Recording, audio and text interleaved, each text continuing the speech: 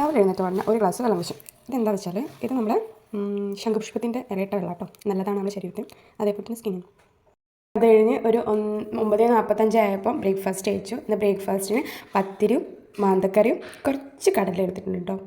അപ്പം കഴിച്ചിട്ടിടാം. ഞാൻ ചായ കുടിക്കില്ല ഐസ്, ഞാൻ വെള്ളമാണ് കുടിക്കുള്ളൂ. അപ്പോൾ കഴിച്ചിട്ടിടാം. കഴിഞ്ഞൊരു 11 മണിയായ സമയത്ത് ഒരു ചെറിയ കഷ്ണം ബീട്രൂട്ട്, ക്യാരറ്റ്, അതേപോലെ തന്നെ കുക്കുംബറും തൈരും ഉപ്പും ഇട്ടിട്ട് ഗ്രേറ്റ് ചെയ്തിട്ട് കഴിച്ചു. അപ്പോൾ അതൊക്കെ കഴിഞ്ഞ് ഉച്ചയ്ക്ക് ഒരു 2 മണിയായപ്പം ചോറ് കഴിച്ചു. ചോറിന് പച്ചക്കറി, മുട്ട, അതുപോലെ തന്നെ രാവിലെ കഴിച്ച മീൻ കറിയിൽ 2 മാന്ത, പിന്നെ ഒരു പൊരിച്ച മീൻ. ഇത്രയായിരുന്നു ചോറുണ്ടായിരുന്നത്. അപ്പോൾ അടിപൊളി ലഞ്ച്. ഉച്ചയ്ക്ക് ക്ഷീണം മാറ്റാൻ വേണ്ടിയിട്ട് ഒരു ഓറഞ്ചും കൂടെ കഴിച്ചു. ഈവനിങ് ആയപ്പോൾ ഒരു റോബസ്റ്റ് പഴം കൂടെ കഴിച്ചു.